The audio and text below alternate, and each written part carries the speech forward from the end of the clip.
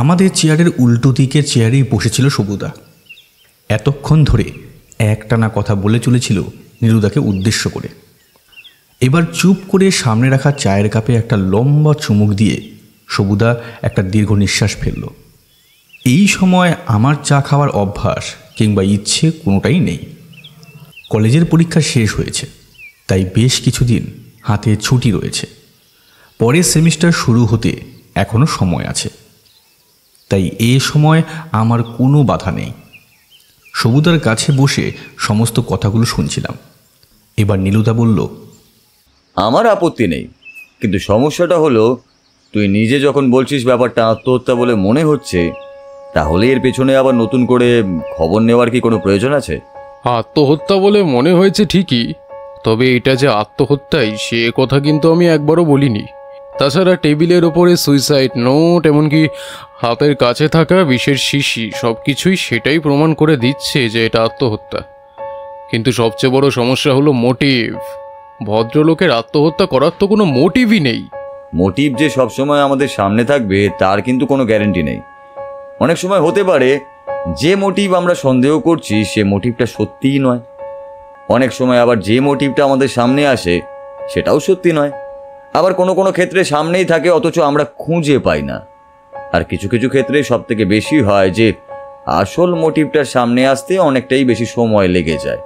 সেটাই তো ভাবছি। আর তাছাড়া ভদ্রলোক আমার পরিচিত, বিশেষভাবে না হলেও সামান্য পরিচিত। মাঝখানেক আগেই ভদ্রলোকের সঙ্গে আমার কথা হয়েছিল। তাকে দেখে কিন্তু তেমন কিছু মনে হয়নি। তাছাড়া তার মতো হাসি খুশি প্রাণোজ্জ্বল মানুষ আমি খুব কমই দেখেছি। আর এমনভাবে হঠাৎ আত্মহত্যা করার সিদ্ধান্তটা আমি ব্যক্তিগতভাবে মানতে পারছি না। আর পুলিশ হয়ে এটার একটা ফয়সালা করা কিন্তু দরকার। বেশ, তুই যখন চাইছিস তখন না হয় কেসটা আমরা হাতে নেব, তবে তার জন্য আগে আমায় দেহটা দেখতে হবে। আশা করব বডিটাকে এখনো পোস্টমর্টমে পাঠানো হয়নি, এখনো ওখানেই আছে। তাহলে চল, আর দেরি করে লাভ নেই, বেরিয়ে পড়ি। আমি কিন্তু যাব নীলুদা। এতদিন পরীক্ষার জন্য তুমি কোনো কিছুতেই আমায় বেরোতে দাওনি, কোনো কিছু ব্যাপারে নাক গলাতে দাওনি। এবার কিন্তু আমি যাব। এই কথায় নীলুদা সবুদা একসঙ্গে হেসে উঠল। নীলুদা বলল, ঠিক এই কথাটা যে তুই এক্ষুনি বলবি সে কথা আমি জানতাম। সজল, চিন্তা নেই, তুই আমাদের সঙ্গেই যাবি। আমাদের সঙ্গে মৃতদেহ দেখার ব্যাপারটায় তোকে আমার প্রয়োজন আছে। চল, বেরিয়ে পড়ি।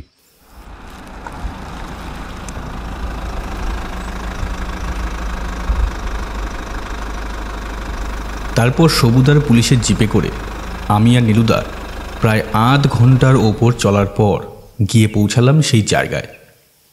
বাইরে একজন কনস্টেবল পাহারায় ছিল। সবুদা ডেকে তাকে জানালো। তারপর আমরা ভেতরে গিয়ে ঢুকলাম। দোতলা বাড়ি, ওপরতলায় একটা ছোট ঘর রয়েছে, একতলায় বেশ কয়েকটা ঘর। তখন সেভাবে সেগুলোর দিকে তাকানো হয়নি। পরে দেখেছিলাম একতলার পাশাপাশি দুটো ঘর রয়েছে, একটা রান্নাঘর, একটা বাথরুম, সামনে ছোট একটা জায়গা এবং বাড়ির চারপাশে গায়ে গায়ে পাঁচিল দিয়ে ঘেরা। উপরে একটাই মাত্র ঘর আছে। একতলায় একটা ঘরের মধ্যে টেবিলের সামনে মুখ থুবড়ে পড়ে আছে একজন। মৃতদেহটা চেয়ারের উপর বসা অবস্থায়, মাথাটা টেবিলের উপর ফেলা, দুটো চোখ খোলা, মুখ থেকে গ্যাজেলা বেরিয়ে এসে টেবিলের ওপর পড়েছে। টেবিলটির একপাশে পেপার ওয়েট দিয়ে চাপা দিয়ে রাখা একটা সাদা কাগজে কিছু লেখা, পাশে পেন। আর ভদ্রলোকের ডান হাতের একদম সামনের দিকে পড়ে রয়েছে একটা ছোট কিছু শিশি। সেখান থেকে নীলচে একটা তরল গড়িয়ে পড়েছে নিচের দিকে। এই হলো মৃতদেহের স্পটের দৃশ্য। বই পড়ছিলেন, সেই বইটাও আধখোলা অবস্থায় রয়ে গেছে টেবিলের ওপরেই। নীলুদা এগিয়ে গেল বইটার দিকে। তারপরে পুলিশের কাছ থেকে নেওয়া গ্লাভস হাতে পড়ে নিয়ে বইটাকে ভালো করে দেখল। এক নজর তাকালাম সেদিকে, না, কিছুই মনে হলো না। মৃতদেহটার দিকে ভালো করে দেখলাম। ফর্সা মুখ আর চেহারা, দাড়ি গোঁফ সুন্দর করে কামানো, মাথায় মাঝারি আকারের চুল, কপালের ঠিক ডান দিক বরাবর ছোট্ট একটা কাটা কালচে দাগ। ঘরোয়া পোশাক পরে আছে, রাতে শুতে যাওয়ার সময় যেমন পোশাক থাকে ঠিক তেমন। পাতলা একটা গেঞ্জির মতো, আর পরনের নিচের দিকে ট্রাউজার প্যান্ট। বোঝা যাচ্ছে রাতের বেলা কোনো কারণে বই পড়তে পড়তে তারপরে কাজটা হয়েছে। কিন্তু সমস্যা হলো বিষের শিশিটা তার হাতের কাছে এমনভাবে আছে, দেখে মনে হচ্ছে ওই শিশি থেকেই ভদ্রলোক বিষ খেয়েছেন। কিন্তু ব্যাপারটা কেমন যেন অস্বাভাবিক লাগলো আমার কাছে। যাই হোক, আমি লক্ষ্য করতে লাগলাম সব কিছু। নীলুদার মৃতদেহ খুঁটিয়ে খুঁটিয়ে পরীক্ষা করছিল। এক সময় বলল, বই থেকে শুরু করে টেবিলের উপর যা যা আছে সমস্ত কিছু পরীক্ষার জন্য পাঠিয়ে দে। মৃতদেহটা খুব সাবধানে পোস্টমর্টমের জন্য পাঠাবি। কোথাও ধস্তাধস্তি কিংবা আঘাতের চিহ্ন আছে কিনা সেটা প্রথমে দেখা দরকার, তারপরে ভেতরের বিষয়বস্তু। ওই সুইসাইড নোটে কি লেখা আছে রে? সে অতি সাধারণ একটা জিনিস, আমার মৃত্যুর জন্য কেউ দায়ী নয় এবং আমি নিজে মানসিক অবসাদ সহ্য করতে না পেরে আত্মহত্যা করছি। আমি যা দোষ করেছি তার কোনো ক্ষমা হয় না। তারপরে নিচের দিকে ভদ্রলোকের স্বাক্ষর, যেটা হয় আর কি। অদ্ভুত, যে লোকটা টেবিলের ওপর বই নিয়ে বসেছে সেই লোকটা মানসিক অবসাদে ভুগছিল, সেটা না হয় ঠিক আছে, কিন্তু হঠাৎ করে বই পড়তে পড়তে তার মাথায় আত্মহত্যার ব্যাপারটা এলো আর বইটা খোলা রেখেই সে কাজটা করে ফেললো। আত্মহত্যা হতেই পারে সবু, কিন্তু আত্মহত্যা হলে তার মধ্যে কোনো একটা ব্যাপার নিশ্চয়ই লুকিয়ে আছে। কি ব্যাপার? না, এখনো তেমন কিছু বুঝে উঠতে পারিনি। বুঝতে পারলে অবশ্যই তোকে জানাবো। এখন তো এখানকার কাজ প্রায় শেষ, তাহলে চল এখন ফিরি। পোস্টমর্টম রিপোর্ট আসুক, তারপর না হয় এই কেসের ব্যাপারে দেখা যাবে। আচ্ছা, এই ভদ্রলোকের নাম কি বলতো? ভদ্রলোকের নাম হলো সনাতন মুখুজ্জে।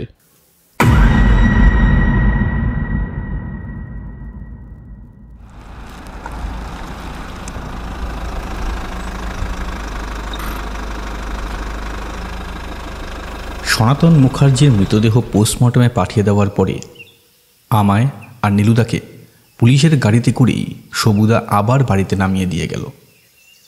বাড়িতে ঢুকতেই দেখি ভেতর থেকে হাসির শব্দ ভেসে আসছে। ঘরের কাছে এসে দেখি সাহেব চায়ের কাপ হাতে দাঁড়িয়ে আছে, আর তার সামনে পরিজেঠু বলছে, বুঝেছ সাহেব, আফ্রিকায় এক ধরনের পিঁপড়ে আছে যা সাধারণ পিঁপড়ের চেয়ে প্রায় 4 গুণ কিংবা তার থেকেও বেশি লম্বা। তাদের গায়ের জোর অনেক বেশি। এই চায়ের কাপগুলো যদি আরেকটু হালকা হতো তাহলে কয়েকটা মিলে সেই চায়ের কাপ হয়তো তুলে নিয়ে যে কোনো জায়গায় চলে যেতে পারতো। ব্যাপারটা কেমন হবে বলো তো? কয়েকটা মিলে একটা চা ভর্তি কাপ এনে আমার সামনে টেবিলের ওপরে রাখলো, অথচ আমি অবাক হয়ে গেলাম। কেউ কোথাও নেই, চায়ের কাপটা এলো কি করে? বছরখানেক আগে একজন বিজ্ঞানী এমনই শক্তিশালী কিছু পিঁপড়ে এবং তাদের ডিমের আকার পরিবর্তন করে তাদের দিয়ে কিছু এক্সপেরিমেন্ট করার চেষ্টা করেছিল। তাতে অবশ্য কিছু লাভের লাভ হয়নি। পিঁপড়েগুলো এই ঘন্টাখানেকের বেশি বাঁচতেও পারেনি। তাই প্রকৃতিতে বাবু যেটা যেমন আছে সেটা তেমন থাকাটাই সবসময় বাঞ্ছনীয়। সেখান থেকে আলাদা করতে গেলেই সমস্যা তৈরি হয়। এই দেখো, বলছিলাম না, আরে আমার মন বলছিল এক্ষুনি নীলু আর সজল চলে আসবে। আমার কথাই সত্যি হলো। কিন্তু তোমরা গিয়েছিলে কোথায়? এখন শুনলাম নাকি তোমার বন্ধু সব্যসাচী চক্রবর্তী, ওই ছেলেটাও নাকি এসেছিল। হ্যাঁ, একটা কেস পুলিশের হাতে এসেছে। প্রথম দেখায় ব্যাপারটা সুইসাইড বলে মনে হলেও আমার কিংবা সবুর দুজনেরই মনে হচ্ছে যে সেটা সুইসাইড নয়। ওই ব্যাপারটাই একটু দেখতে গেছিলাম। কেউ ব্যাপারটাকে সুইসাইডের মতো করে সাজাবার চেষ্টা করছে। সবথেকে প্রধান সমস্যা হলো এই বাড়িতে আর কেউই থাকে না, ভদ্রলোক একাই থাকেন। তাই জিজ্ঞাসাবাদ করার কাজটা পুলিশ আশেপাশের লোকেদের কাছেই করছে। তবে এখনো কিছুই বুঝে উঠতে পারছি না যে আমরা কি করব। তুমি বুঝতে পারছো না মানে অন্য কারোর বোঝার উপায় নেই। তবে সময় নাও, সব কিছুই বুঝতে পারবে। প্রথম দেখায় সব কিছু আমাদের চোখে পড়ে না, বুঝলে নীলু? সে কথা তুমি আমার চেয়ে আরো ভালো জানো। তবুও বলি, মাঝে মাঝে আমরা যেটা ভেবে যাই সেটা হয় না, অন্য কিছু হয়ে যায়। আমাদের মন ঠিক সেইভাবেই তৈরি, সেটা তুমি কি জানো? আমরা যেভাবে সবকিছু দেখতে চাই ঠিক সেইভাবেই আমাদের মন সব কিছু দেখে, সেটা ভালো হোক কিংবা খারাপ। সেক্ষেত্রে আমাদের সমস্যা হয়ে যায়। আসল জিনিস কি সেটা আমরা দেখতে পাই না। এইটা নিয়ে কিন্তু একটা থিওরি আছে বিখ্যাত মনোবিদ রুমজিয়ারের। ঠিক বলেছ, একদম ঠিক বলেছ। তাই কেসটা এমনভাবে দেখো যেটা সম্পূর্ণভাবে নিরপেক্ষ। তোমার এই বন্ধু সব্যসাচী চক্রবর্তী কি বলছে কিংবা তোমার কি মনে হচ্ছে সেগুলো নয়, আগে গোটা ব্যাপারটাকে দেখো।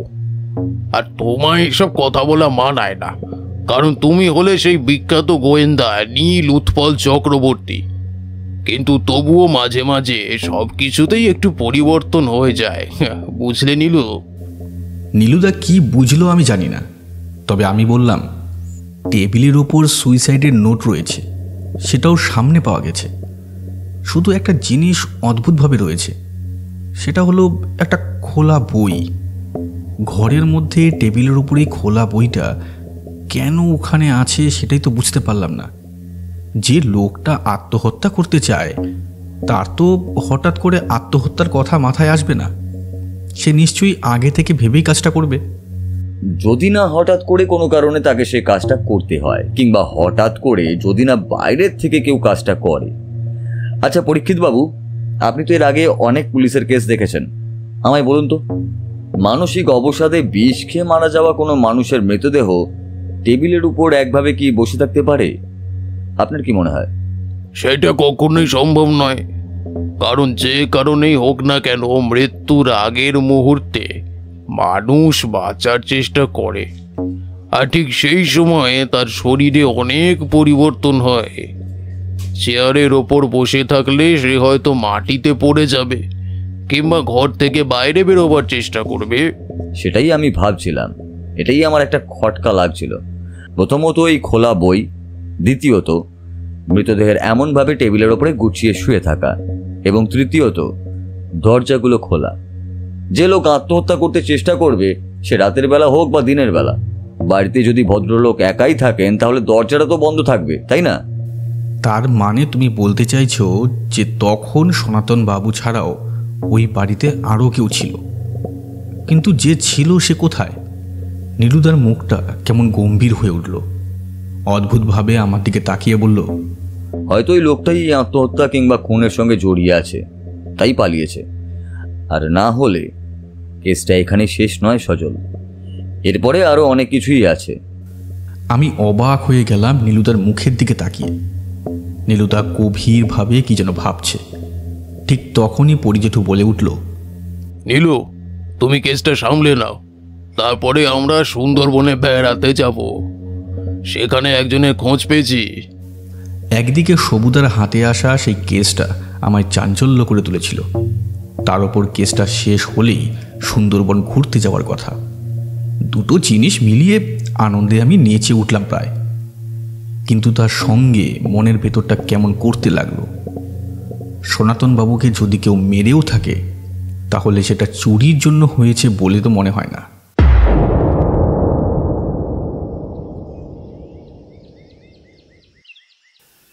পরের দিন সকালে আমার ঘুম যখন ভাঙল, তার আগে নীলুদা কোথায় যেন বেরিয়ে পড়েছে। সাহেবের কাছে সেই কথাই শুনলাম। সকালে জল খাবার খেয়ে একটু বাড়ির বাইরে এখানে ওখানে ঘুরে এলাম। মোবাইলটা নিয়ে কিছুক্ষণ সময় কাটালাম। তবে নীলুদা খুব বেশিক্ষণ মোবাইলটা ঘাঁটতে দেয় না, বলে ফোন ঘাঁটলে শরীর চোখ মন সব কিছুই ক্ষতি হয়। যাই হোক, একটু পরে আর ভালো লাগছে না দেখে স্নান করে নিয়ে একটা বই নিয়ে বসলাম পড়তে। বইটা পড়তে পড়তেই প্রায় দুপুর হয়ে গেল। তারপর সাহেব যখন এসে দুপুরের খাবারের কথা বলছে, ঠিক তখনই নীলুদা এলো। আমি তো হুড়মুড় করে তার কাছে গিয়ে বসতে চাই, কিন্তু একেবারে স্নান সেরে দুপুরের খাবার খেয়ে নিতে বলল। তারপর ঘরে গিয়ে বসলাম আমি আর নীলুদা। তার মুখটা থমথমে দেখে বললাম, কি হলো? আরে সকাল সকাল বেরিয়ে গেছিলে কোথায়? আর ফিরে আসার পরে মুখটা এমন লাগছে কেন? গিয়েছিলাম ওই সবুর কাছে থানায়। আর তাছাড়া সনাতন মুখার্জির কেসটা না ভীষণ রকমভাবে জটিল হয়ে পড়েছে রে সজল, বুঝলি? কেন, আবার কি হলো? তেমন কিছু না, তবে ওই আশেপাশের লোকেদের সঙ্গে পুলিশের যা কথাবার্তা হয়েছে তাতে সনাতন বাবুর বাড়িতে নাকি 3 দিন ধরে সনাতন বাবুর কোনো এক পরিচিত ছিলেন, কিন্তু যে রাত্রে সনাতন বাবু খুন হন কিংবা আপাতত পুলিশের মতো আত্মহত্যা করেন সেদিনের পর থেকে তাকে আর দেখা যায়নি। তার মানে তুমি বলতে চাইছো যে ওই লোকটির বাড়িতে কেউ ছিল, তাহলে সেই কাজটা করে তারপর সেখান থেকে পালায়নি তো? সেটাই তো বুঝতে পারছি না। কাজটা যদি সেই করে থাকে তাহলে এমনভাবে আত্মহত্যা হিসাবে সাজানোর কি প্রয়োজন হলো তার? আর যদি আত্মহত্যা হিসাবেই সাজিয়ে ফেলে তাহলে তার পালানোরই বাকি দরকার ছিল। বড় অদ্ভুত ব্যাপার, বুঝলি? আর সবচেয়ে বড় অদ্ভুত ব্যাপার হলো ওই বইটা। তুই বইটা ভালো করে লক্ষ্য করেছিলিস কিনা জানি না, লক্ষ্য করলে একটা ব্যাপার বুঝতে পারতিস। যাই হোক, তবে সবুর সাহায্যে আরেকটা খবর বার করা গেছে। কি খবর? পোস্টমর্টম রিপোর্ট এখনো পুরোপুরিভাবে পাওয়া যায়নি, তবে পুলিশের ডাক্তারের অনুমান খুনটা হয়েছে প্রথম রাত্রের দিকে, অর্থাৎ 10টা থেকে 12টার মধ্যে কোনো একটা সময়। বাড়িটা দেখেছিস তো, একটু ভেতরের দিকে, তাই রাতের বেলা কেউ যদি ওদিকে এসে চলেও যায় তাকে চট করে দেখতে পাওয়ার কথা নয়। আসল কারণ হলো এটাই। ওই কারণেই কোনো কিছুই বোঝা যাচ্ছে না। আর এই সনাতন মুখার্জির ব্যাপারে খবর নিয়ে যা জানতে পেরেছে তাও বেশ ভয়ঙ্কর। বড় লোক, তাই জমানো টাকা অনেকই আছে, অন্তত ব্যাংকেই তার টাকার পরিমাণ ওই কোটি লক্ষ টাকার কাছাকাছি। তাছাড়া ওই বাড়িটা ছাড়াও তার আরও একটি বাড়ি আছে ওই এলাকাতেই। স্টেশনের কাছে ভদ্রলোকের একটি দোকানও আছে, যদিও সেটি অন্য একজনের নামে সে চালায়, তাহলে সেখান থেকেও বেশ কিছু টাকা তার প্রত্যেক মাসেই আসে। অর্থাৎ ভদ্রলোকের মানসিক অবসাদের যে কারণ অর্থজনিত হতে পারে না সেটা আমি নিশ্চিত। হতে পারে অন্য কোনো কারণে, কিংবা এটাও হতে পারে যে মানসিক কোনো অবসাদে তিনি ছিলেন না। তবে হ্যাঁ, তিনি প্রচুর নেশা করতেন। তার বাড়িতে বিভিন্ন অ্যালকোহলের বোতল আমরা পেয়েছি। তাছাড়া বসার টেবিলের একপাশেই যে সিগারেটের বাক্স ছিল সেটা তো তুই নিজেও দেখেছিস। সমস্যা হলো ভদ্রলোককে তাহলে খুন করলো কে? তার বাড়িতে যে লোকটি ছিল সে, নাকি অন্য কেউ? আমার তো সেটাই মনে হচ্ছে নীলুদা। ওই লোকটি বোধহয় রাতের বেলা কোনো কারণে খুনটা করেছে, রাগের মাথায় হয়তো খুন করেছে, তারপর সেটা আত্মহত্যা বলে সাজিয়ে ফেলে শেষে বিপদ বুঝতে পেরে সেখান থেকে পালিয়েছে। আবার এমনও হতে পারে যে লোকটাকে আমরা অপরাধী বলে ভাবছি সে হয়তো খুনের সঙ্গে জড়িত নয়, অন্য কোনো কারণে সে হয়তো পালিয়েছে। অনেক সময় ভয় পেয়ে অনেকেই পালিয়ে থাকে। আবার এটাও হতে পারে সে হয়তো বিকেলের দিকেই বাড়ি থেকে চলে গেছে আর তারপরে রাতের দিকে ঘটনাটা ঘটেছে। হতে অনেক কিছুই পারে সজল, কিন্তু কি হয়েছে সেটা জানার জন্য আমাদের একটা প্রমাণ প্রয়োজন। একটা প্রমাণ। তার আশেপাশে কোনো খুনির প্রমাণ পাওয়া যায়নি। তাহলে সমস্যাটা কোথায়? কোথা থেকে আমরা অপরাধী পর্যন্ত পৌঁছতে পারবো সেটাই জানতে হবে। নীলুদাকে বিচলিত বলে মনে হলো। পরে জানতে পারলাম সবুদা সেই লোকের খোঁজ করেছে এবং তার সঙ্গে সঙ্গে সনাতন মুখার্জির শত্রুদের ব্যাপারেও খোঁজ খবর চলছে একই সাথে।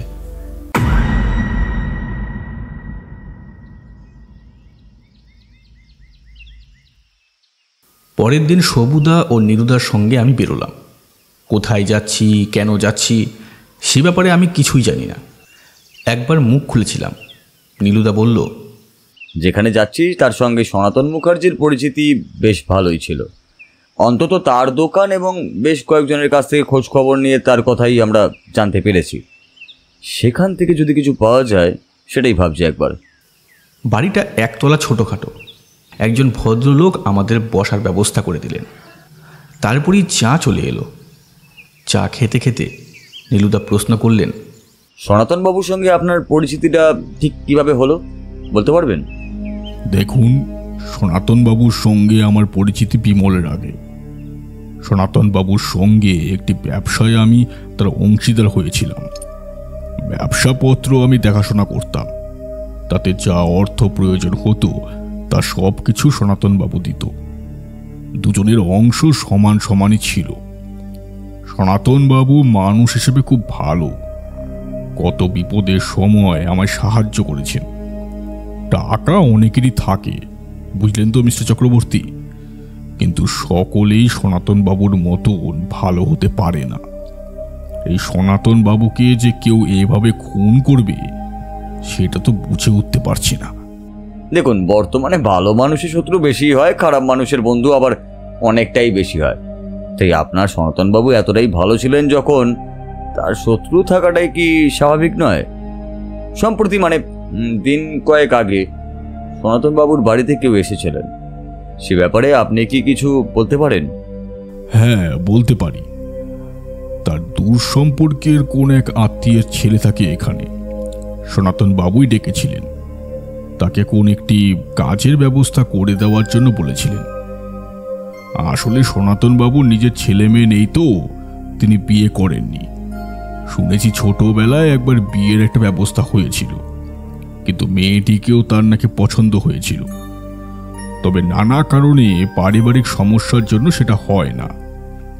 তারপরে তিনি জেদ ধরেছিলেন তিনি বিয়ে করবেন না। এখানে তো সনাতন বাবু থাকতেন না, তিনি থাকতেন বর্ধমানের কাছে। তারপর সেখান থেকে এখানে চলে আসেন।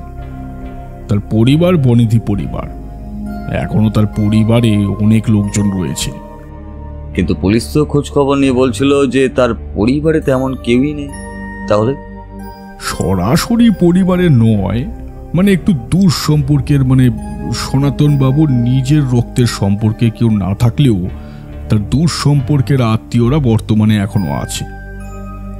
একবার তো সনাতন বাবুর সঙ্গে আমি গিয়েছিলাম সেখানে, আর ওই যে তার বাড়িতে এসেছিল সেই ছেলেটি কোথায় গেল আমি জানি না, কিন্তু সে ওখান থেকে এসেছে, মানে বর্ধমান থেকে।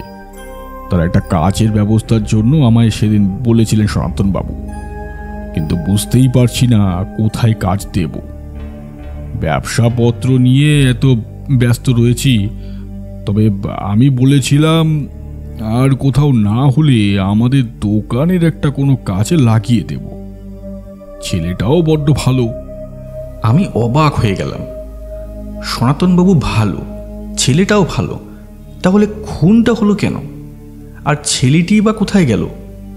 দেখুন, পুলিশ কিন্তু সন্দেহ করছে যে ওই ছেলেটি সনাতনবাবুর খুনের জন্য দায়ী।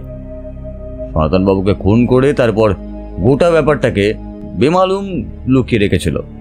পোস্টমর্টমেও যাতে কিছু না পাওয়া যায় সেরকমই কিছু পরিস্থিতি তৈরি করে সেখান থেকে পালিয়ে গেছে ও। এই কথায় ভদ্রলোক যেন অবাক হয়ে গেলেন। উনি আকাশ থেকে পড়ার মতো করে বললেন, হতেই পারে না। আরে আপনি কি বলছেন? তার মতো ছেলে আমি এর আগে কখনো দেখিনি। সেই কাজ করতেই পারে না।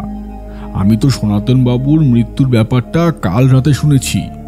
শুনেই আমি পুলিশের সঙ্গে যোগাযোগ করেছি, যা বলার সবই বলেছি। তাই তো আপনি আজ আমার কাছে এলেন। দেখুন, ওই ছেলেটি কিন্তু করতে পারে না। যদিও মানুষের মুখ দেখে বোঝার উপায় নেই, তবে এতটা ভুল হবে না আমার। নীলুদা সামান্য হাসল, তারপর বলল, দোষটা আপনার নয়, তাদের মধ্যে। মানুষ দেখতে আজকাল মানুষের মতো মনে হলেও তাদের মতো মনুষ্যত্ব আর থাকে না। তার মানে আপনি মনে করছেন যে এই ছেলেটি এমন কাজ করতে পারে না, কি তাই তো? আচ্ছা, সনাতন বাবুর কি আর কোনো সমস্যা ছিল? মানসিক সমস্যা কিংবা মানসিক বিষাদ? তার একটাই মানসিক সমস্যা ছিল, তার কোনো সন্তান ছিল না। তার এত টাকা পয়সা সম্পত্তি সবকিছু তাকে ছেড়ে চলে যেতে হবে এক সময়। এটা নিয়ে উনি খুব চিন্তিত ছিলেন। আরেকটা ভেতরে খবর বলছি, শুনুন। কেউ কোনো সমস্যায় পড়ে তার কাছে গেলে তিনি তাকে ফিরিয়ে দিতেন না, আর তারপর তিনি আমার মাধ্যমে সাহায্য পেতেন। আপনি আশেপাশে খোঁজ নিয়ে দেখবেন, দাতা হিসাবে আমার সামান্য নাম আছে, কিন্তু সেই সমস্ত টাকা পয়সা আসলে সনাতন বাবুর। আমি অবাক হয়ে গেলাম। আরও বেশ কিছুক্ষণ কথাবার্তা হলো ভদ্রলোকের সঙ্গে নীলুদার। তার মাঝে একবার তারা উঠে পাশের একটা ঘরে গেলেন। নীলুদা ইশারায় আমার সেখানে বসে থাকতে বলল। বাড়িতে ফিরে কিন্তু আর আমি চুপ করে থাকতে পারলাম না। নীলুদার মৌনতা যেন আমায় কেমন ব্যস্ত করে তুলেছিল। তবে ঠিক তখনই সবুদার ফোনটা এলো। সবুদার সঙ্গে বেশ কিছুক্ষণ কথাবার্তা বলল নীলুদা। তারপর এসে যখন আমার সামনে এসে বসলো, তখন তার মুখটা আরও গম্ভীর হয়ে গেল। আমি কিছু প্রশ্ন করতে পারলাম না। নীলুদা নিজের মতোই বলতে লাগলো, মৃত্যুটা বিষের কারণেই হয়েছে, কিন্তু সমস্যা হলো শুধু বিষের কারণে মৃত্যু হলেও ভদ্রলোকের গলার কাছে গভীরভাবে কোনো একটা হাতের ছাপের চিহ্ন রয়েছে, অথচ হাতের ছাপ পাওয়া যায়নি। তার মানে অপরাধী গ্লাভস পরে কিংবা অন্য কোনোভাবে তার গলার পেছনের দিকে চাপ দিয়েছিল।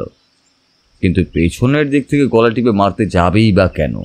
সে তো সামনে থেকেই গলা চিপে দিতে পারতো, তাই না? হতে পারে পেছন থেকে সনাতনবাবুর ঘাড় চেপে ধরে কিছু করতে চেয়েছিল, কিন্তু মৃত্যুটা যখন হয়েছে তার মানে বিষের কারণেই তো। এটাই তো বুঝতে পারছি না সজল। প্রথম হলো মৃত্যুটা, আর দ্বিতীয় ওই যে সনাতনবাবুর দূর সম্পর্কের লোকটি এসেছিল বর্ধমান থেকে, তার নির্দেশ হয়ে যাওয়াটা, এই দুটো ব্যাপারই বড়ই অদ্ভুত ভাবাচ্ছে আমাকে। তুমি সবুদাকে বলে বর্ধমানের ওই এলাকার পুলিশদের কাছে খোঁজ খবর নিতে বলো, তাহলেই তো হলো। আর এখানে পোস্টমর্টেম রিপোর্ট যখন এসে গেছে বিষক্রিয়া মৃত্যু, মানে অপরাধী কোনোভাবে বিষ সনাতনবাবুকে খাইয়েছিল। ব্যাপারটা তো সহজ নয় রে, অনুমানের উপরে সব কিছু হয় না। পুলিশের ব্যাপার যখন, সেখানে প্রমাণ চাই। কাজটা যদি অপরাধী করেও থাকে এবং তার হাতের ছাপ কোথাও যদি না পাওয়া যায়, তাহলে তাকে ধরা বড়ই মুশকিল হয়ে যাবে। আমার মনে হয় অপরাধী সেই ব্যাপারটাই কাজে লাগিয়েছে। অপরাধী কোনো হাতের ছাপ রেখে যায়নি। এবার বুঝতে পারছি কেন ঘরের টেবিলের ওপর ওই বইটা আগের মতোই খোলা রয়েছে। ঘরের দরজা জানলা কিংবা কোথাও না কোথাও তো তার হাতের ছাপ থাকতেই হবে। হাতের ছাপ না থাকার একটা মাত্র কারণ হতে পারে যে। নীলুদা আর কিছু বলল না, স্থির চোখে তাকিয়ে রইল সামনের দিকে। তার কপালে চিন্তার ভাঁজ দেখে বুঝতে পারলাম নীলুদা খুব গভীরভাবে ভেবে চলেছে কিছু একটা।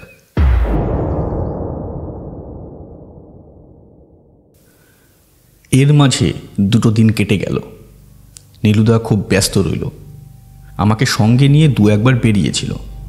তার মধ্যে একবার থানায় গিয়েছিলাম, আর একবার গিয়েছিলাম যে বাড়িতে সনাতনবাবুর মৃতদেহ পাওয়া গিয়েছিল সেই বাড়িতে। তখন সবুদাও আমাদের সঙ্গে ছিল।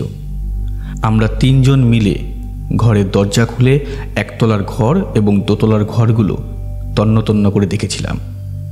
কোথাও তেমন কিছু পাওয়া যায়নি। শুধু এক জায়গায় সিঁড়ি দিয়ে ওঠার সময় সিঁড়ির এক পাশে দেয়ালে নীলুদা কিছু একটা দাগ দেখে থমকে গিয়েছিল মুহূর্তের জন্য। কি হলো? কি দেখছিস ওখানে? খানিকটা মাটির মতো কিছু লেগে আছে এখানে।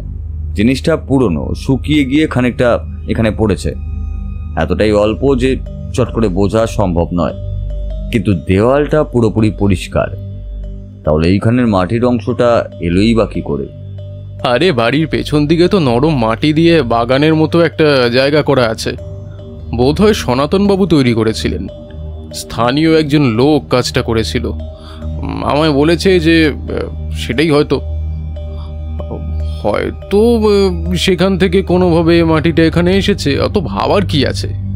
তারপর সনাতনবাবুর ওপরের ঘরটা ভালো করে খুঁজে দেখা হলো। ওপরের ঘরেও কোথাও কিছুই নেই। ঘরটা তালা দেওয়া ছিল। তালা ভাঙতে হলো।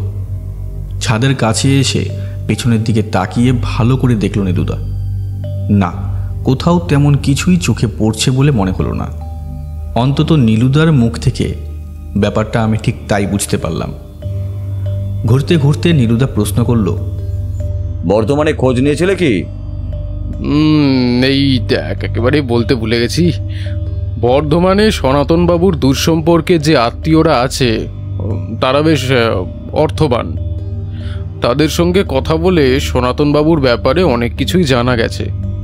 সনাতনবাবু এখানে একাই থাকতেন ও তাদের সঙ্গে তার বনিবনা খুব একটা ছিল না, কিন্তু আপদে বিপদে সনাতনবাবু সবাইকেই সাহায্য করতেন। যে ছেলেটি এখানে এসেছিল তা সনাতনবাবুর কাকার এক আত্মীয়ের ছেলে। সনাতনবাবুকে সে প্রচণ্ড মানত, তাই পড়াশোনা শেষ করে সেখানে চলে আসে সনাতনবাবুর সাহায্যে, যদি কোনো কাজের ব্যবস্থা করা যায়। তাই ওদের বক্তব্য অনুযায়ী সনাতনবাবু মারা যাওয়ার প্রায় 4 দিন আগে ছেলেটি এখানে আসার জন্য বেরিয়েছিল। এখানে পৌঁছে 2-1বার যোগাযোগও করেছিল, কিন্তু 3য় দিন অর্থাৎ সনাতনবাবু যেদিন মারা যান সেই দিন বিকেলের পর থেকে তার সঙ্গে আর কোনো যোগাযোগ করা যায়নি। তারপর ওই ফোন নম্বরটিও বন্ধ। পুলিশে তারা নিজেরাও রিপোর্ট করেছিল, তাই আমার খোঁজ করার সঙ্গে সঙ্গেই ব্যাপারটা জানা যায়। তার মানে সনাতন বাবুর সঙ্গে সঙ্গে তার এই ছেলেটিও নিরুদ্দেশ। কিন্তু সে যদি পালিয়ে গিয়ে থাকে তাহলে তার মোবাইলটা তো কখনো না কখনো সে অন করতো। পুলিশের সাহায্যে মোবাইলটা ট্র্যাক করে আমরা দেখেছি। সমস্যা হলো সেই মোবাইলটা এই বাড়িতেই কোথাও একটা আছে, এমন কিছুই একটা জানাচ্ছে। কিন্তু এই বাড়িতে খুঁজে আমরা সনাতনবাবুর মোবাইল ছাড়া আর কিচ্ছু পাইনি। এই কথায় নীলুদার মুখটা যেন উজ্জ্বল হয়ে উঠল। হঠাৎ তাড়াতাড়ি ছাদের এক পাশে এসে বাড়ির পেছনের দিকে তাকালো। তার মানে ছেলেটি যদি এই বাড়িতে থাকে তাহলে তার এই একটাই রাস্তা থাকতে পারে। এই বাড়িতে ছেলেটি সনাতনবাবুর মৃত্যুর সময় থেকেই রয়েছে, কিন্তু আমরা এখনো পর্যন্ত তাকে খুঁজে বার করতে পারিনি, কারণ সে রয়েছে আমাদের দৃষ্টির বাইরে। আচ্ছা, আমরা সব জায়গায় দেখেছি, কিন্তু জলের ট্যাঙ্ক যেখানে রয়েছে ওইখানে কিন্তু একবারও দেখার চেষ্টা করিনি। একবার ওইখানে গিয়ে দেখাটা মনে হয় আমার জন্য দরকার। নীলুদার কথা শুনে আমি কেমন যেন চমকে উঠলাম। জলের ট্যাঙ্কের ভেতরে? কিন্তু জলের ট্যাঙ্কের ভেতরে লোকটা থাকবে কি করে? তারপরে নীলুদার কথার অর্থটা অনুধাবন করতে পেরে গোটা শরীর কেমন শিরশির করে উঠল। নীলুদা আর সবুদা দুজনে এগিয়ে গেল ট্যাঙ্কের দিকে। হাতে গ্লাভস পরে নিয়েছে। জলের ট্যাঙ্কিটা বেশ বড়। একপাশে একটা লোহার মতো মই লাগানো আছে। সেই মই দিয়ে সবুদা উঠে গেল উপরের দিকে। তারপর ঢাকাটা খুলতেই একটা বীভৎস গন্ধ হঠাৎ করে যেন ঝাপটা দিল। তারপর সবুদা নিচে নেমে পড়ল, বলল, জলে ভাসছে, একেবারে ফুলে গেছে, দেখার মতো নয়, বুঝলি? তোর ধারণাটাই ঠিক, কিন্তু আগে ব্যাপারটা মনে হলো না কেন? কারণ আমরা ছেলেটির কথা ভাবছিলাম না। আমরা ভাবছিলাম ছেলেটি কোনোভাবে সনাতন বাবুকে খুন করে পালিয়ে গেছে, কি তাই না? কিন্তু সে যে নিজে খুন হয়ে যেতে পারে সেটা মনে হলো এই মোবাইলটা এই বাড়িতে কোথাও রয়েছে এমন একটা কথা শুনে। যাই হোক, মৃতদেহটা বার করার ব্যবস্থা করতে হবে। সজল, তুই দেখতে পারবি তো? তুমি কিন্তু ভুলে যাও নীলুদা, আমি কলেজে পড়ি। তাছাড়া তোমার সঙ্গে থেকে মৃতদেহ দেখার অভ্যাস আমার আছে। জলে ফুলে পচে যাওয়া মৃতদেহ আর অন্য মৃতদেহের মধ্যে অনেক পার্থক্য আছে সজল। আজ তাহলে তুই সেটাও দেখতে পাবি। একটু পরেই পুলিশের লোক চলে এলো। তার সঙ্গে দুজন লোক এলো যারা মৃতদেহটাকে ওই ট্যাঙ্কি থেকে তুলে আনবে। মৃতদেহ ট্যাঙ্কি থেকে তুলতে যেতেই প্রচণ্ড গন্ধে চারপাশটা ভরে উঠল। আমরা নাকে রুমাল চাপা দিয়েছিলাম, কিন্তু তারপরেও বাদ মারল না। মৃতদেহের দিকে তাকিয়ে আমি অবাক হয়ে গেলাম। মৃতদেহ এতটা ফুলে গিয়েছিল যে ট্যাঙ্কের মুখ থেকে প্রথমে বার করাই যাচ্ছিল না। তারপরে কোনো রকমে ট্যাঙ্কের এক পাশ কেটে সেই মৃতদেহ বাইরে বার করে আনা হলো। নীলুদার নাকে রুমাল চাপা দেওয়া অবস্থাতে বলল, কেসটা যে আরো গন্ডগোল হয়ে গেল রে সবু। এই ছেলেটি যদি আগেই মারা গিয়ে থাকে তাহলে তো কেস গন্ডগোল হয়ে যাবে, আর যদি পরেই মারা গিয়ে থাকে তাহলে না হয় বোঝা যাবে অপরাধী বাধা পেয়ে ওকে খুন করেছে। আবারও অপেক্ষা করতে হবে। মৃতদেহের যা অবস্থা, পোস্টমর্টম রিপোর্ট ভালো করে হবে বলে তো আমার মনে হয় না। সবুদা অদ্ভুত চোখে তাকিয়ে রইল মৃতদেহের দিকে। আমরা আর বেশিক্ষণ সেখানে থাকলাম না। তারপরেই ফিরে এলাম বাড়িতে।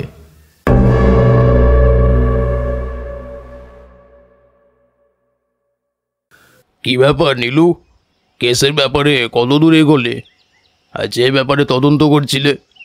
খুব বেশি নয়, তবে একটা জিনিস বুঝতে পারছি না।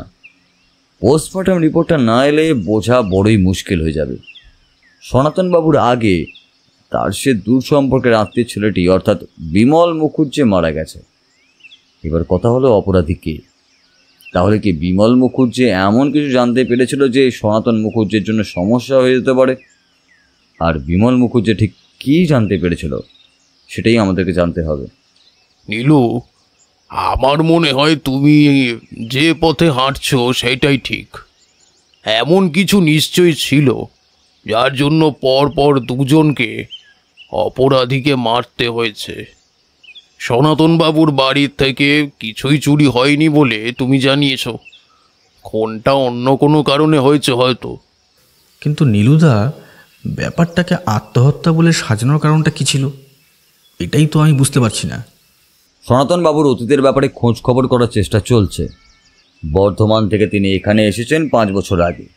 সেই 5 বছর আগের এবং পরের অতীতের ঘটনা জানতে পারলে হয়তো কিছু একটা সাহায্য হতে পারে। কিন্তু বিমল মুখার্জির মৃত্যুটা হলো কেন? কোনো কারণে বাধাপ্রাপ্ত হয়ে, নাকি পথ পরিষ্কার করার জন্য? সুন্দরবনের ব্যাপারটা আমি একটু পিছিয়ে দিচ্ছি, বুঝলে। আসলে তখন তো জানতাম না যে তোমার হাতে কেস এসেছে, আর তাই এখন এগিয়ে এনেছিলাম। এখন তাহলে পিছিয়ে দিই। সুন্দরবনের ব্যাপারটা কবে রেখেছেন পরীক্ষিত বাবু? আজ তো শুক্রবার, রবিবার রেখেছিলাম। ছুটির দিন বেরিয়ে পড়ব, 2-3 ব্যাপার, তারপর আবার চলে আসব। যদিও ওখানে যার বাড়িতে যাব তার বাড়িতে 3 দিনের জায়গায় 7 দিন থাকলেও কোনো সমস্যা নেই, আমার পরিচিত। তবে সে যাই হোক, চিন্তা করো না, ব্যবস্থা হয়ে যাবে। রবিবার হবে না, ওটা সোমবার করুন। আমি নিশ্চিত যে রবিবারের মধ্যেই এই কেসটার সমাধান আমি করতে পারবো। আমি আর পরিজেঠু দুজনে অবাক হয়ে তাকালাম নীলুদার দিকে। নীলুদার মুখে একটা আত্মপ্রত্যয়ের হাসি। এই হাসিটা তার মুখে তখনই দেখা যায় যখন কেসের ব্যাপারে সে কোনো একটা বড় সূত্র সমাধান করে ফেলতে পারে। তার মানে কি তুমি কিছু বুঝতে পেরেছো নীলুদা? একটা অনুমান করতে পেরেছি মাত্র। এখন তোদেরকে কিছুই বলবো না, যখন ঘটনাটা ঘটবে তখন বলবো। তবে এখনও আরও কিছু ঘটবে, যেটার জন্য অপরাধী এবং আমি দুজনেই অপেক্ষা করে আছি।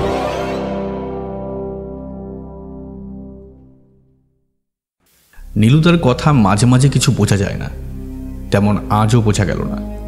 তবে বুঝতে পারলাম নীলুদা অন্য কোনো একটা কিছুর জন্য অপেক্ষা করছে, যেটা ঘটতে চলেছে। পুলিশের তাড়াহুড়ো কিংবা নীলুদার জন্যই হোক, পোস্টমর্টেম রিপোর্ট কিন্তু খুব তাড়াতাড়ি পাওয়া গেল। পরের দিন সকালে পোস্টমর্টেম রিপোর্ট হাতে পেয়ে জানা গেল বিমল মুখার্জির মৃত্যু হয়েছে মাথায় ভারী কিছু দিয়ে আঘাতের জন্য। অথচ বাড়িতে কোথাও রক্তের চিহ্ন মাত্র পাওয়া যায়নি। পুলিশের ডাক্তারের অনুমান তার খুনটা হয়েছে ছাদে, কারণ মৃতদেহ খুব বেশি দূরে কোথাও টেনে নিয়ে যাওয়া হয়েছে বলে মনে হয় না। আর তাছাড়া মাথায় আঘাতের সঙ্গে সঙ্গেই তার দেহটা জলের মধ্যে পড়েছিল, তাই রক্ত প্রথম থেকেই বেরিয়ে জলের সঙ্গে মিশেছে। সবুদা নিজেই এসেছিল। সমস্ত কথা শুনে নীলুদা বলল, তার মানে অপরাধী বিমল মুখার্জিকে টার্গেট করেছিল ছাদে। এবার কথা হলো, ছাদে যদি তাকে টার্গেট করে থাকে তাহলে বিমল মুখার্জির সঙ্গে কথা বলতে তাকে ছাদ পর্যন্ত যেতে হয়েছিল। অর্থাৎ এখানে একটাই ব্যাপার দাঁড়ায় যে বিমল মুখার্জির সঙ্গে অপরাধীর চেনা জানা কোনো সম্পর্ক ছিল। আচ্ছা, এই বিমল মুখার্জি আর সনাতন বাবুর অতীতের ব্যাপারে খোঁজ নিয়েছিলাম, এবং সে ব্যাপারে একটা আশ্চর্য ঘটনা জানা গেছে। 5 বছর আগে যখন সনাতন মুখার্জি বর্তমান থেকে কলকাতায় ফিরে আসেন, তখন একটা পুলিশ কেসের সঙ্গে জড়িয়ে পড়েন। এবং সবচেয়ে অদ্ভুত ব্যাপার হলো, সেই পুলিশ কেসে সনাতন বাবুর সঙ্গে জড়িয়ে আছে বিমল মুখার্জির নাম। কেন? দেখো, এই সনাতন মুখার্জি পরিবারের মানে নিজের বলতে তেমন তো কেউ নেই। তার কাকার পরিবার রয়েছে এবং রয়েছে তার এক মামার বাড়ির পরিবার। এই বিমল মুখার্জি হলো তার সেই কাকার পরিবারের এক সদস্য। 5 বছর আগেই বিমল মুখার্জির মা মানে তার নাম হলো রচনা মুখার্জি, তার সাথে নাকি সনাতন মুখার্জির সঙ্গে জড়িয়ে একটা খবর ঘটেছিল। তার কতটা সত্যি আর কতটা মিথ্যে সেটা জানা যায় না। তবে এরপরই সনাতন মুখার্জি বর্ধমান ছেড়ে কলকাতায় চলে আসে। বিমল মুখার্জির বাবা তখন মৃত। বুঝতেই পারছো যে ব্যাপারটা একটু অন্য ধরনের। তবে সেই সময়ের পরে অনেকদিন চলে যায়।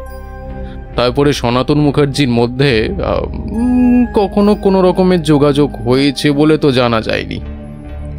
এত বছর পর বিমল মুখার্জি এখানে আসার পরে কি হয়েছিল তা আমি জানি না। তবে 3 দিন সেখানে ছিল এবার 3 দিন পরেই যখন বিমল মুখার্জির খুনটা প্রথম এবং তারপরে দ্বিতীয় সনাতন মুখার্জির খুন, তখন ব্যাপারটা সত্যিই একটু অদ্ভুত বলেই মনে হয়।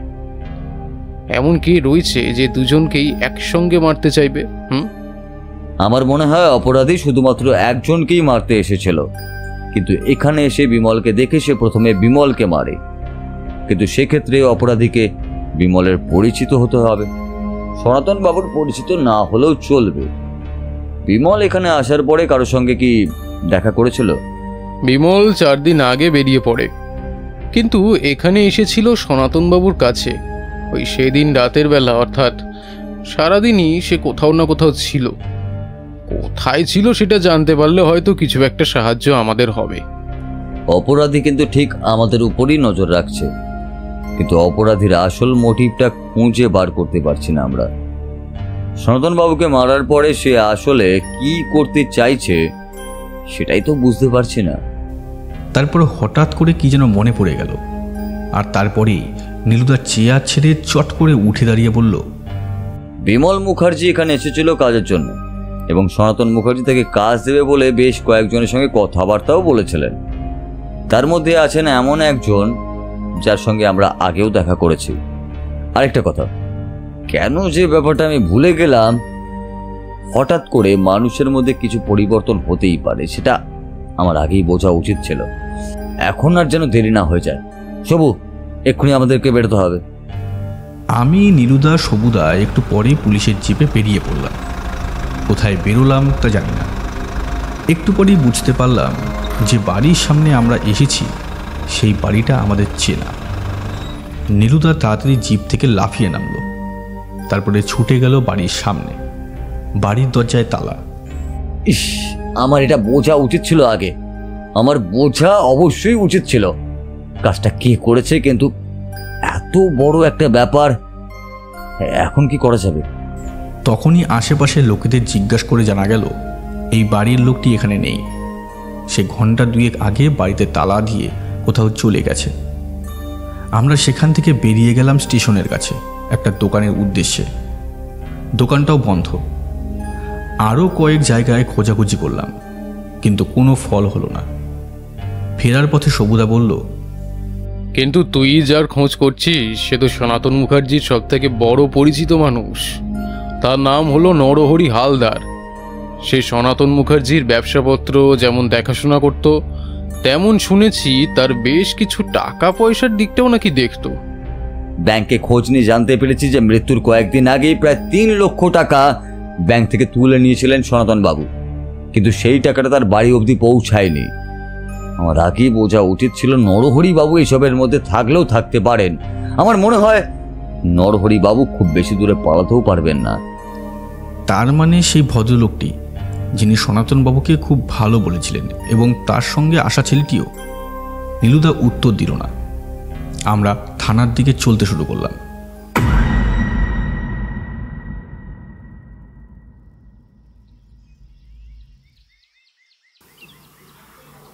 রবিবার পরদিন সকালে আমাদের সুন্দরবনে যাওয়ার কথা। সনাতন মুখার্জির কেসের ব্যাপারটা নীলুদা যেন একেবারে ভুলেই গেছে। আমরা সুন্দরবন যাব সে ব্যাপারে তোড়জোড় চলছে। এর মধ্যে পরিচিত এসে পড়েছে। সামান্য কিছু কেনাকাটাও রয়েছে, সেগুলোই কিনতে বেরোবো। কিন্তু নীলুদা দেরি করছে কেন বুঝতে পারছি না। একটু পরেই সবুদা এসে পৌঁছালো। বুঝতে পারলাম সবুদার জন্যই অপেক্ষা করছিল। একটা হাসি ফুটে উঠল তার মুখে। বলল, কি ব্যাপার, যেটা বলেছিলাম সেটা হয়েছে? সত্যি তুই যে কি করে ব্যাপারটা বুঝতে পারলি আমি সেটা ধারণাই করতে পারছিলাম না। আরে লোকটা রাতের বেলা ঠিক বাড়িতে ফিরে তালা খুলে ঘরে ঢুকেছিল, আর বাড়ির পেছন দিকে একটা দরজা আছে, সেই দরজা দিয়েই ঢুকেছিল। সামনের দিকে তালা আগের মতোই ছিল। ব্যাপারটা আমরা প্রথমে ধরতেই পারিনি। তোর কথার মতো পাশের বাড়িতে পাহারা রেখে বুঝতে পারি। আমার সেটাই ধারণা ছিল, না হলে এতগুলো দিন হঠাৎ করে বাইরে বেরিয়ে অন্য কোথাও না গিয়ে কোথায় থাকবে সে? তাছাড়া সঙ্গে এতগুলো টাকাও আছে, সেটা ছিঁড়ে যাওয়া তো আর সম্ভব নয়। কি ব্যাপার বলো তো নীলু, ওই সনাতন মুখার্জির কেসটা কি তুমি সমাধান করে ফেলেছো? বুঝতে পেরেছো যে আসল ব্যাপারটা কি হয়েছে? শুধু বুঝতে পেরেছি তাই নয়, পরীক্ষিতবাবু, অপরাধী ধরাও পড়েছে। আশা করছি অপরাধী সব কিছু স্বীকারও করবে। কিন্তু এসব কেন হলো? মানে এত কিছু নরহরিবাবু করেছে, তাছাড়া তিনি তো সনাতনবাবুর খুব কাছের লোক ছিলেন। গোটা ব্যাপারটা আমি সারাতে পেরেছি আমার মতো করেই।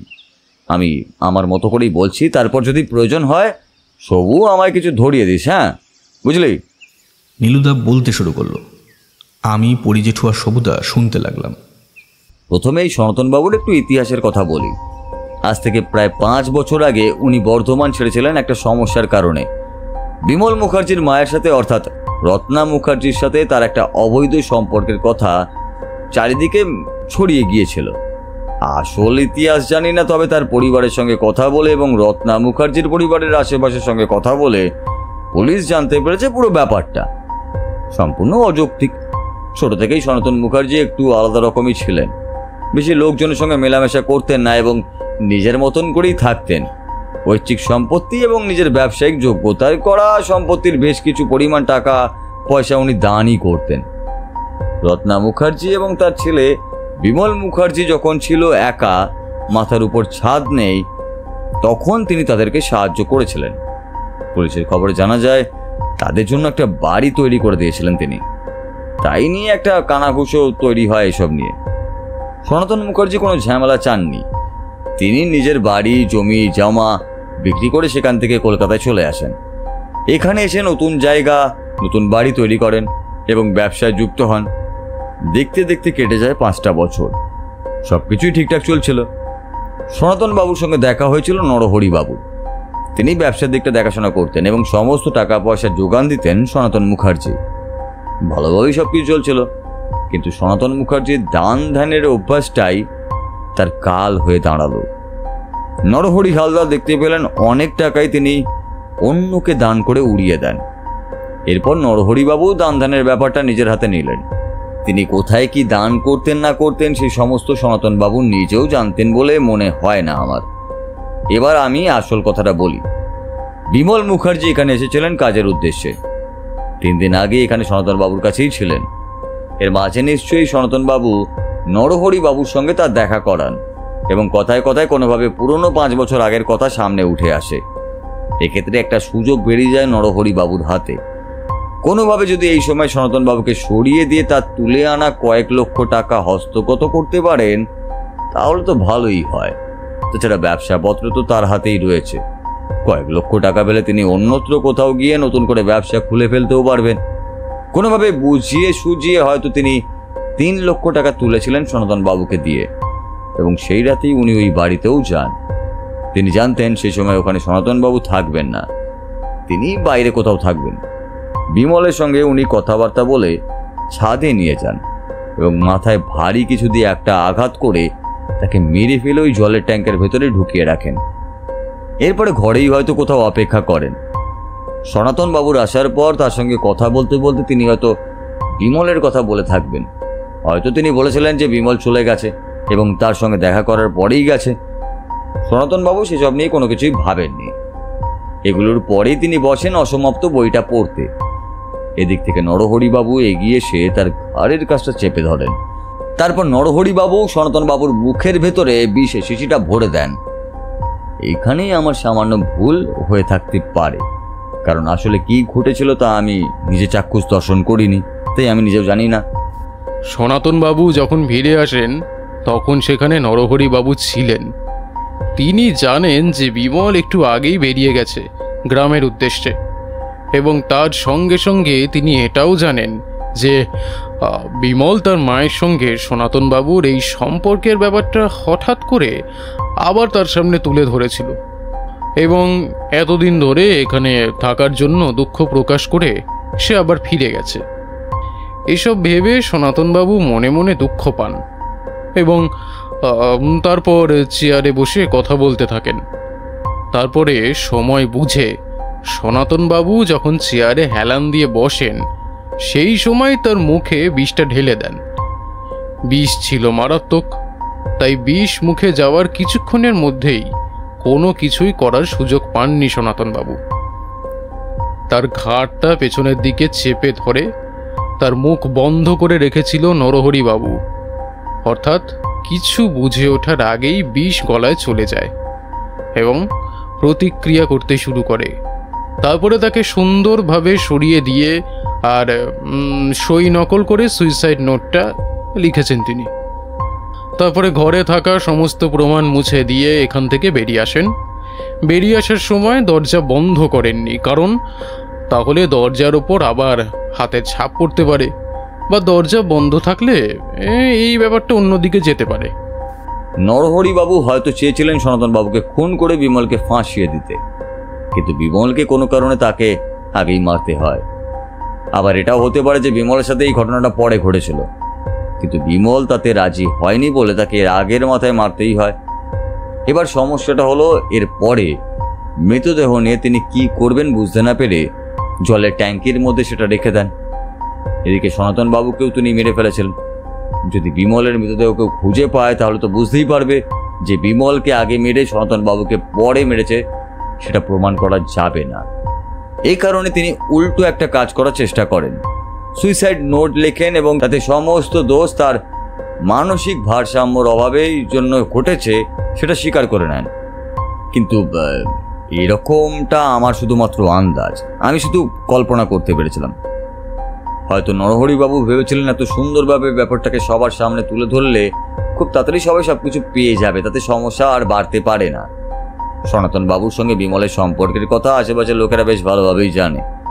সনাতন বাবু যে এমন কাজ করতে পারেন না সে ব্যাপারটাও লোকেরা বলেই দেবে, সেক্ষেত্রে তার একটু সমস্যা হতে পারে। কিন্তু উনি এই ব্যাপারটা উজ্জ্বলই রাখেন যাতে পুলিশ ব্যাপারটা নিয়ে একটু সময় নেয়, আর সেই সময় তিনি বুঝতে পারবেন কেসের গতি প্রকৃতি কোন দিকে যাচ্ছে, আর সেই সুযোগ বুঝে উনি পালাবেন। কিন্তু কাজটা যে নরহরি বাবু করেছেন সে কথাটা তুমি কখন বুঝতে পেরেছো? কিন্তু পরে যখন বিমলের মৃত্যুর ব্যাপারটা সামনে এলো, যে বিমলের মৃত্যু আগে হয়েছে এবং তারপর সনাতন বাবুর মৃত্যু হয়েছে, তখন মনে হলো কেসটা এমনটাই হতে পারে। কেউ বিমলকে মেরে নিজের পথ পরিষ্কার করেছে, তারপর সনাতন বাবুকে খুন করেছে যাতে তার আর কোনো সমস্যা না হয়। এবং ওই সুইসাইড নোটে হাতের লেখাটা এমনভাবে রয়েছে, যদিও যে লিখেছেন খুব ধীরে ধীরে সময় নিয়ে লিখেছেন। মানসিকভাবে অবসাদগ্রস্ত কোনো মানুষ অত সুন্দরভাবে অত সময় নিয়ে সুইসাইড নোট লিখতে পারে না। নরহরিবাবু এখানেই সামান্য ভুল করে ফেলেছিল। তার বাড়িতে যখন আমি গিয়েছিলাম দেখেছিলাম সব কিছু খুব সুন্দর করে সাজানো, এবং উনি খুব পরিষ্কার পরিচ্ছন্নভাবে সমস্ত কাজ করতেই ভালোবাসেন। আর তাতেই অপরাধী খুন করার পর সবকিছু যে পরিষ্কারভাবে সাজিয়ে রেখেছে সেটাও বুঝতে পারি। আর ওই মাটি দেওয়ালে গায়ে যে মাটি লেগেছিল সেটা কোনো কারণে পেছনের বাগানে গিয়েছিলেন, হতে পারে সেখানে লুকিয়ে রাখবেন কিনা সে কথাও ভেবেছিলেন, আর সেই কারণে ওখান থেকে উঠে আসার সময় অসাবধানতাবশতই হয়তো দেওয়ালের কাছে মাটি লেগে যায়। তিনি যদি ব্যাপারটা দেখতে পেতেন তাহলে নিশ্চয়ই সেটা পরিষ্কার করে ফেলতেন। দেখতে পাননি বলেই ওটা ওখানে লেগেছিল। তার মানে নীলুদা তুমি বলতে চাইছো নরহরিবাবু খুনটা করেছে মাত্র 3 লক্ষ টাকার জন্য? 3 লক্ষ টাকার জন্য নয়, খুনটা হয়েছে 3 লক্ষ টাকা এবং তার সাথে সনাতন বাবুর যে ব্যবসার ভাগটা তার কাছে আছে সেটুকুর জন্য। আসলে অল্প অল্প করে সনাতন বাবুর কাছ থেকে টাকা নেওয়ার চেয়ে একেবারে 3 লক্ষ টাকা নিয়ে এবং ব্যবসার ভাগটা নিয়ে নিজের আখের গুছিয়ে নেওয়াই পরিকল্পনা ছিল তার। হয়তো এর আগেও দান ধ্যানের নামে অনেক টাকাই তার কাছ থেকে নিয়েছেন। সত্যি সনাতন বাবু যদি এত বেশি ভালো না হয়ে একটু সন্দেহপ্রবণ হতেন তাহলে হয়তো এতটা সাহস নরহরি বাবু পেত না। একটা সামান্য কারণের জন্য দুটো প্রাণ চলে গেল। প্রথম দিন কিন্তু ভদ্রলোকের সঙ্গে কথা বলে এমন কিছুই বোঝা যায়নি। তিনি নিজেই সনাতন বাবুর এত বেশি সুখ্যাতি করেছিলেন যে বোঝাই সম্ভব হচ্ছিল না তিনি এমন কাজ করতে পারেন বলে। পরে ওই বিমলের মৃত্যুর পরে খটকাটা আমার লাগে, পরপর কোনো মোটিভ ছাড়া কেউ এমন কাজ করবেই বা কেন। আর মোটিভ হিসেবে ব্যাংকে খোঁজ নিয়ে জানতে পারি সনাতন বাবু 3 লক্ষ টাকা তুলেছিলেন। মৃত্যুর আগের দিন 3 লক্ষ টাকা তুলে নিশ্চয়ই তিনি নরহরি বাবুকেই দিয়েছিলেন। এই কথাটা তিনি নিজেও জানতেন, তাই 2 4 করতে খুব বেশি সময় লাগেনি। বেশ, সবকিছু যখন পরিষ্কার হয়েই গেল আর নরহরি বাবু নিজেই যখন সবকিছু স্বীকার করলেন, তাহলে শাস্তি তো তার হবেই। কিন্তু বিমলবাবুর মৃত্যুর ব্যাপারটা বর্ধমানে খবর পাঠানো হয়েছে, সেখান থেকে লোক এসে মৃতদেহটা নিয়ে গেছে। কিন্তু সনাতনবাবুর মৃতদেহটা পুলিশের জিম্মায় এখনো আছে। সেটা কি পুলিশের তত্ত্বাবধানে পুড়িয়ে দেওয়ার ব্যবস্থা করি নীলু? আমার তো মনে হয় সেটাই করা উচিত। সনাতনবাবুর নিজের বলতে যখন কেউই নেই, তাহলে সেটাই স্বাভাবিক। সনাতনবাবুর বাড়ির সম্পত্তি বা বাকি যা কিছু আছে সেটা না হয় পরেই দেখা যাক। সনাতনবাবুর মৃত্যুর পরপরই একজন উকিল আমাদের সঙ্গে দেখা করেন। এই উকিলের কথায় তিনি তার সমস্ত সম্পত্তি এবং সমস্ত কিছু উইল করে 3টি অনাথ আশ্রমে দিয়ে গেছেন। সেখান থেকে বেশ কিছু সম্পত্তি আর কাকাদের 2 ছেলেকে এবং কিছু সম্পত্তি তার মামার 2 ছেলেকে দিয়ে গেছে।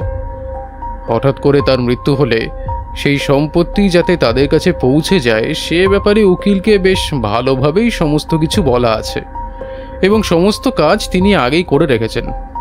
অর্থাৎ তিনি জানতেন যে কোনো সময় যে কোনোভাবে তার মৃত্যু হতে পারে, তাই তিনি আগেই সব কিছু করে রেখে গেছিলেন। দেখছিস সজল, ভদ্রলোক যে কত অমায়িক আর কত ভালো মানুষ তা আমরা জানতেই পারলাম না। ভদ্রলোকের সঙ্গে একবার সাক্ষাতের সুযোগও পেলাম না, যাও পেলাম তাও তার মৃত্যুর পরে তার দেখা পেলাম। আমার মনে পড়ে গেল সেই মৃতদেহটার কথা। পরীক্ষিত বাবু, আপনি যে কথাটা মাঝে মাঝে বলতেন সেটা বলুন তো। এই দুনিয়া মানুষের জন্য নয় নীলু, এই দুনিয়া মানুষের জন্য নয়। মনে হলো পরি জেঠুর কথাটাই সত্যি। না হলে এমন একটা ভালো মানুষকে সামান্য কারণের জন্য প্রাণ হারাতে হলো, এবং তার সঙ্গে প্রাণ হারাতে হলো আরও একজনকে। সবুদা চলে যাওয়ার পরে আমরা বেরোলাম বটে, তবে আগের মতো উৎসাহ রইল না। কি করে থাকবে? এমনভাবে একটা কেস শেষ হওয়ার পরে আর ঘুরতে যাওয়ার উৎসাহ থাকে না। এখানেই শেষ হয়ে যেত, কিন্তু হলো না। এর 2 দিন পরে এক ভদ্র মহিলা আমাদের সঙ্গে দেখা করতে এলেন। অতি দরিদ্র চেহারা। সবুদার সঙ্গে করে নিয়ে এসে পরিচয় করিয়ে দিল। নীলু, উনি হলেন রত্না মুখার্জি, বিমল মুখার্জির মা। তুমি কেস সমাধান করেছো শুনে তিনি তোমার সঙ্গে দেখা করতে চেয়েছেন। নমস্কার, আমি রত্না মুখার্জি। সমস্তটাই তো জানেন। আমার একমাত্র সম্বল আমার ছেলেটা চলে গেল। আমি কতবার বলেছিলাম এখানে না আসতে, শহর ভালো নয়, তারপরেও আমার কথা শুনলো না। আর এখানে আসার মাত্র 3 দিনের মধ্যে কি সব যে হয়ে গেল। সনাতন বাবু অত্যন্ত ভালো মানুষ, তার কাছে পাঠিয়ে আমি নিশ্চিন্তে ছিলাম, কিন্তু সবাই তো আর ভালো নয়। কথা বলতে বলতে ভদ্র মহিলা আঁচলে মুখ বুজে কেঁদে উঠলেন। নীলুদা বলল, দেখুন, মানে আপনাকে সান্ত্বনা দেওয়ার মতো ভাষা আমার কাছে নেই, কিন্তু আপনার ছেলে বোধহয় সনাতনবাবুকে বাঁচাবার চেষ্টাই করেছিলেন, সেই কারণেই এমন কিছু হয়েছে। সনাতন বাবু না রইলেও আমার জন্য কিছু টাকা পয়সা রেখে গেছেন। যা রেখে গেছেন তাতে আমার একার বাকি জীবন চলে যাবে। কিন্তু বিশ্বাস করুন, আমি এসব কিছু চাইনি, কখনো চাইনি। সনাতন বাবুর মতো একটা ভালো মানুষকে আমার জন্য বর্ধমান ছাড়তে হয়েছিল। যদি আপনার আপত্তি না থাকে তাহলে বর্ধমানে কি হয়েছিল আপনি একটু বলবেন? তখন আমার স্বামী হঠাৎ মারা গেছে। 3 দিনের জ্বরে সে মারা যায়, তাকে বাঁচাতে পারিনি। তখন বিমলের বয়স কত? 5 বছর আগে ওর বয়স ওই 15-16 মতো। কি করব কিছু বুঝতে পারছিলাম না। তখন সনাতন বাবুর কাছে গিয়ে দাঁড়াই। সনাতন বাবু আমায় শুধু অর্থ সাহায্য করেনি, আমাদের ভেঙে পড়া বাড়িটা ভেঙে পুনরায় সেটা তৈরি করে দিয়েছিলেন। ছেলেকে পড়াশোনার জন্য খরচ দেওয়া থেকে স্কুলে ভর্তি করা অবধি অনেক দয়া করেছেন। একটু বুঝতে পারছেন, এখনকার দিনে ভালো মানুষের দাম থাকে না। তাই সনাতন বাবু আমাদের এই সাহায্য নিয়ে অনেকেই অনেক কথা বলতো। সত্যি বলছি, সনাতন বাবুর পরিবারের লোকেরা এসব নিয়ে কখনো কিছু বলেনি। তারা নিজেরাও ভালো মানুষ। উনি বর্ধমান থেকে চলে আসার পর তারা আমার একটা কাজের সুযোগও করে দিয়েছিল। আমার ছেলেকেও অনেক সাহায্য করত। ওদের জন্যই তো আমি আর এটুকু করতে পেরেছি। তবে সনাতনবাবুর টাকা আমি নেব না ঠিক করেছি। ওনার টাকা দিয়ে আমাদের গ্রামের কিছু মানুষকে সাহায্য করব। তাতে যদি তার মতন একজন ভালো মানুষের টাকার সঠিক কাজে লাগে। ওই অর্থ এখন আপনার, সেটা আপনি যেভাবে চান কাজে লাগাতে পারেন। তবে আপনি এখানে থাকবেন না, আপনি ফিরে যান।